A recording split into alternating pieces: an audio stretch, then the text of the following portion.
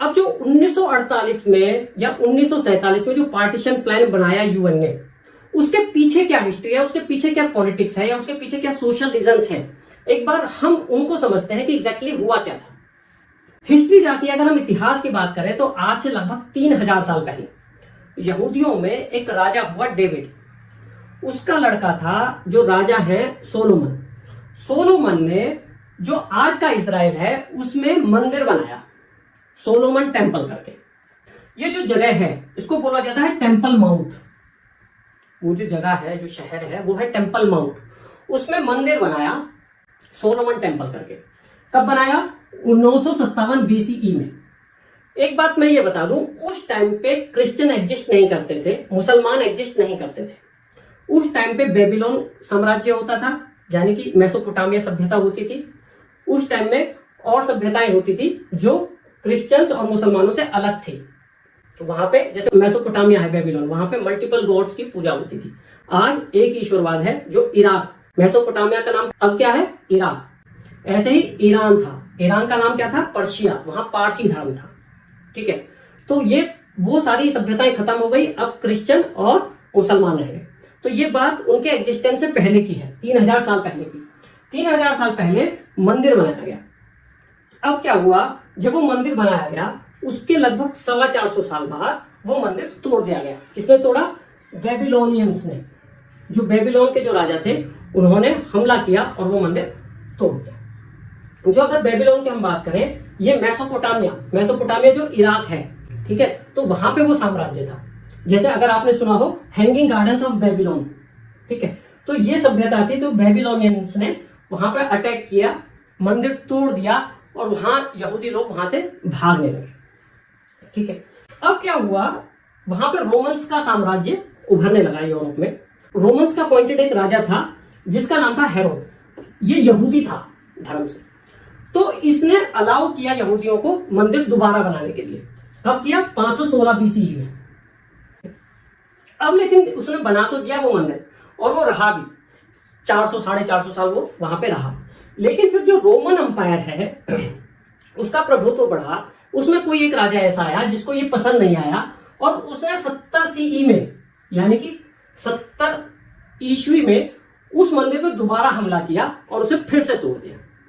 ठीक है, और जब उसने तोड़ा, अगर हम आज की बात करें तो केवल उस मंदिर का ये वाला हिस्सा बचा है। ये जो दीवार है, इस दीवार को बोला जाता है वेस्टर्न वॉल। ठीक है, तो वो जो भव्य मंदिर था उसे तोड़ा और आज के समय में खाली वेस्टर्न वॉल मानी जाती है, बची हुई है, जिसकी यहूदी लोग बहुत रेस्पेक्ट करते हैं रिलीजियसली। अब रोमन्स के बाद मुसलमानों का राजा है। पैगंबर मोहम्मद के बाद वहां पे जो वंश आया, उमैयद जो खलीफा थे, उमैयद वंश के जो खलीफा थे 691 CE में, उसी जगह, मतलब वो जो टेम्पल माउंट जो जगह थी उसके बिल्कुल बीचों बीच उन्होंने डोम ऑफ द रॉक बना दिया। डोम ऑफ द रॉक, ये वाली जो बिल्डिंग है, ये वो बिल्कुल जो टेम्पल था बिल्कुल वहां पे ये वाली बिल्डिंग बना दी जब इनका शासन आया।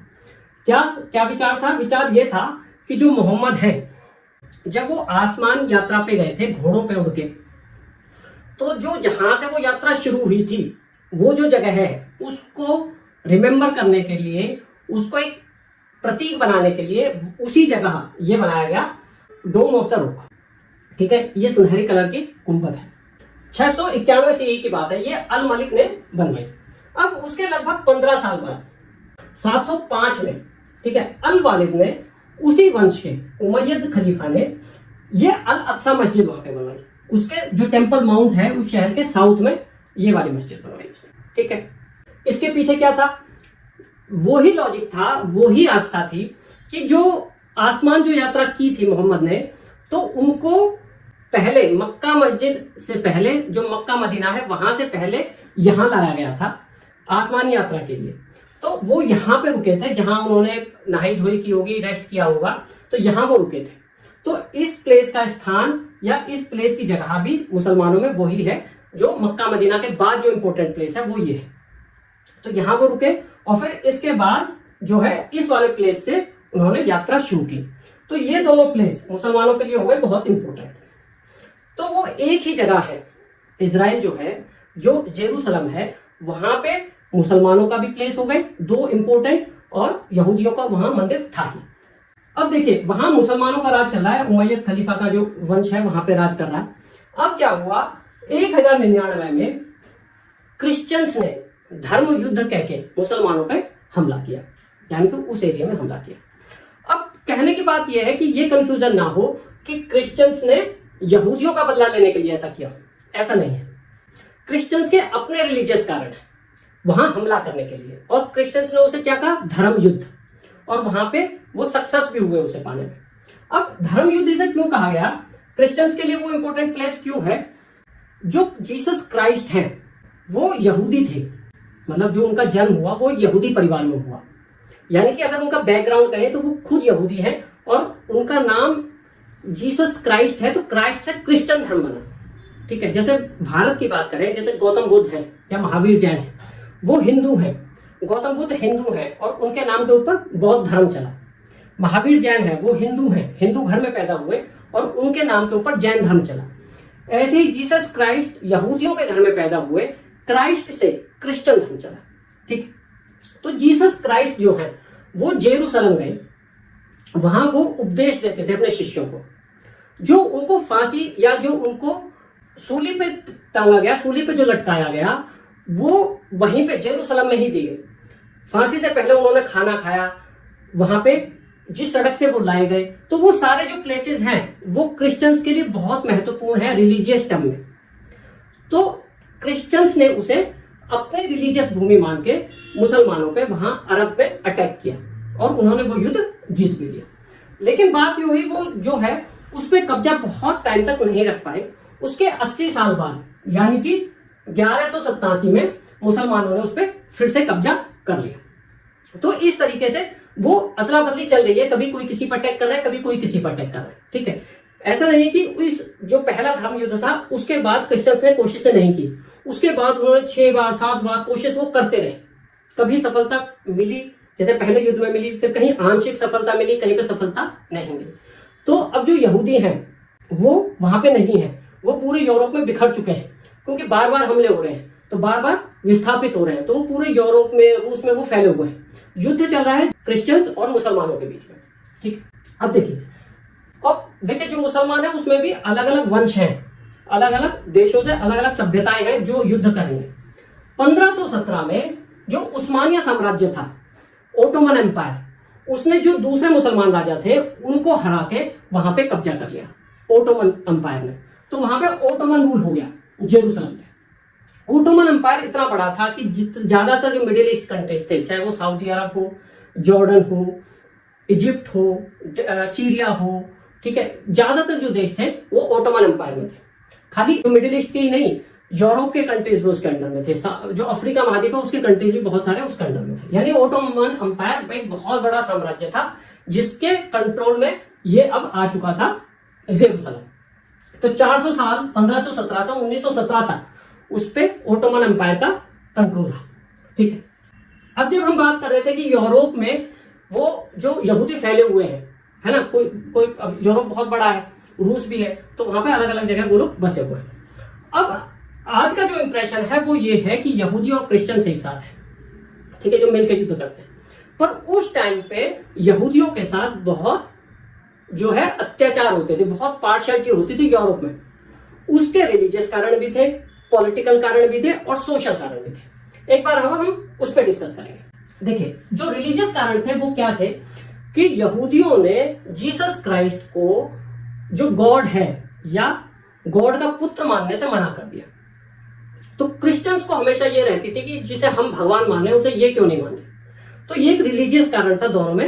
अब क्योंकि वो उनमें पैदा हुए, उन्हें नहीं लगा, जो भी कारण है उन्होंने नहीं माना, जबकि जीसस क्राइस्ट क्रिश्चियंस के लिए एक बहुत बड़ा फिगर, उनके लिए सब कुछ है, तो इस वजह से उनमें तनातनी रहती थी। दूसरी बात, जो सोशल कारण है, जब वो फैले यूरोप में यहूदी लोग, तो वो बेशक वहां से बिल्कुल बेघर होकर निकले, लेकिन उन्होंने समाज में, पूरे यूरोप में अपनी प्रतिष्ठा बना ली, अमेरिका में अपनी प्रतिष्ठा बना ली। प्रतिष्ठा कैसे बनाई? बड़े बड़े बिजनेसमैन, बैंकर्स, मीडिया को कंट्रोल करने वाले, साइंटिस्ट, है ना, उद्योगपति, ये सारे जो है यहूदी लोग थे, तो इनके हाथ में बहुत ज्यादा पावर थी। एक बात और, जो चर्च थे उस टाइम पे, चर्च ने क्रिश्चियंस लोगों को ब्याज पे पैसा देने के लिए मना किया हुआ था कि आप ब्याज के पैसे नहीं लोगे, मतलब आप सूदखोरी नहीं करोगे। तो वो जो काम है वो यहूदी लोग करते थे। तो यहूदियों को ब्याजखोर, इस तरीके से डिसऑनेस्ट, इस तरीके से प्रेजेंट किया जाता था। तो और वो प्रभावी लोग थे समाज में, तो उनसे ईर्ष्या भी होती थी और उनसे जलन होती थी, प्लस उनसे वो लोग चिढ़ते थे कि वो हमारे भगवान को भगवान नहीं मानते। जो यहूदी लोग हैं उनका खान पान, उनका रहना सहना, उनका जो तौर तरीका था वो बिल्कुल क्रिश्चियन से डिफरेंट था। वो अपने, एक तो वो अपने ग्रुप में रहते थे, अपने समाज में रहते थे, और उनके तौर तरीके बिल्कुल अलग थे। इसलिए जो है क्रिश्चियंस उनको अपने में काउंट नहीं करते थे, अपने में मिक्स नहीं होने देते थे, या पहले वो खुद ही अलग रहना चाहते थे। तो जब भी कोई सोशल सिचुएशन होती, कहीं पे जैसे कोई वायलेंस होता, तो उसमें यहूदियों को अपना शिकार बनाया जाता। अब बात करते हैं पॉलिटिकल की। देखिए उस टाइम में क्या होता था, राजा की जब भी राजनीतिक पोजीशन कमजोर होती, ठीक है, वहां की जो गवर्नमेंट है उसे अपनी सिचुएशन कमजोर लगती कि लोग उसे लाइक नहीं कर रहे हैं, कुछ भी ऊंच नीच होती, तो वो क्या करता, लोगों को जोड़ने के लिए यहूदियों के खिलाफ कुछ बोल देता, यहूदियों को नीचे दिखाया जाता, ठीक है, ये हमसे अलग है, इनकी वजह से ये सिचुएशन हो रही है। तो दंगे होते और उनमें यहूदियों के साथ अत्याचार होता। तो यहूदियों को धीरे धीरे ये बात समझ में आने लगी कि हमारे साथ ये ऐसा इसलिए हो रहा है कि हमारा कोई अपना होमलैंड नहीं है, हम इन पे निर्भर हैं, हम शरणार्थियों की तरह रह रहे हैं। अगर हमारा अपना देश होता तो हम पे अत्याचार ना होते। जबकि जो क्रिश्चियंस हैं वो किसी भी वजह से कोई भी बात होती तो उन पे हमला कर देते। तो यहूदी लोग बहुत परेशान थे।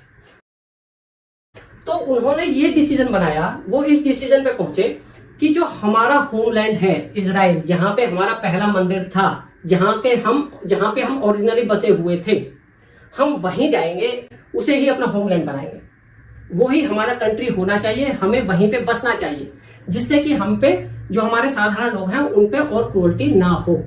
तो वो हमारा बेसिक घर है और हमें वहीं जाना चाहिए। तो क्या हुआ, एक मूवमेंट चलाया गया, जियोनिज्म मूवमेंट। जियोनिज्म मूवमेंट का मतलब है जियोनिस्ट मूवमेंट। जियोनिस्ट, जो जियोन वर्ड है, ये बाइबलिक, जो बाइबल में जो वर्ड यूज हुआ है यहूदियों के लिए, वो जियोन वर्ड हुआ है, तो इसे बोला जाता है जियोनिस्ट मूवमेंट। तो जो इनकी जो संगठन था कांग्रेस करके, उसने ऑफिशियली डिक्लेयर किया कि हम ज्यूश स्टेट पैलेस्टाइन में बनाएंगे, क्योंकि पैलेस्टाइन ही हमारी ओरिजिनल भूमि है। वहां बाद में चाहे दुनिया ने कुछ भी किया हो, अपना कब्जा किया हो, लेकिन वो हमारी ओरिजिनल भूमि है, तो हमारा स्थान वही होना चाहिए और हम वहीं रहेंगे। जब वो मूवमेंट चल रहा था और उनके बिल्कुल मन में बस गया था कि हम अपना देश लेके रहेंगे, तो वर्ल्ड वॉर चालू हुआ। वर्ल्ड वॉर के टाइम पे जो वो जगह थी जेरूसलम, वो ओटोमन एम्पायर के अंडर में थी, ठीक है। तो वर्ल्ड वॉर चला और ओटोमन एम्पायर जर्मनी के साथ था, ठीक। जब ब्रिटेन की सिचुएशन खराब हुई या युद्ध चल रहा था, कुछ पता नहीं था कि हम कैसे जीतेंगे, तो उन्होंने यहूदियों को अपने फेवर में करने के लिए, पूरे यूरोप के, रूस के यहूदियों को अपने फेवर में करने के लिए, अमेरिका में जो यहूदी थे उनको भी अपने फेवर में करने के लिए एक बात बोली। उन्होंने बात बोली कि अगर आप हमारा साथ दो और हम युद्ध जीत जाते हैं तो हम आपको पैलेस्टाइन में आपका कंट्री बना के देंगे। अब बात यह है कि उनको इतना बड़ा लालच क्यों दिया गया, या ब्रिटेन को ऐसा क्या लगा जो यहूदियों को अपने फेवर में किया जाए। यहूदी जो है वहां इंडस्ट्रियलिस्ट थे, उद्योगपति थे, बैंकर्स थे, यानी कि वो काफी अमीर थे। तो ब्रिटेन को लगा कि यहां से हमें पैसे की हेल्प मिलेगी। दूसरी बात, उनमें साइंटिस्ट थे, उसमें मीडिया को कंट्रोल करने वाले जर्नलिस्ट बैठे थे, मीडिया हाउसेज जो है वो उनके कंट्रोल में थे यहूदियों। तो ब्रिटेन को यह लगा जो मीडिया जो नैरेटिव बनाता है, उस नैरेटिव को ऑल ओवर वर्ल्ड हमें बनाने में आसानी होगी, तो यहूदियों को अपने फेवर में लिया जाए। तीसरी बात, अमेरिका 1917 था, उस युद्ध में शामिल नहीं हुआ था और अमेरिका पे काफी कुछ कंट्रोल रहता था यहूदियों का, यानी कि यहूदियों का इन्फ्लुएंस काफी था, उनकी पहुंच व्हाइट हाउस तक थी। तो उनको लगा कि अगर यहूदियों को अपने फेवर में ले लिया जाए तो व्हाइट हाउस भी, यानी कि अमेरिका की गवर्नमेंट भी हमारे फेवर में आ जाएगी, हमें सपोर्ट करेगी।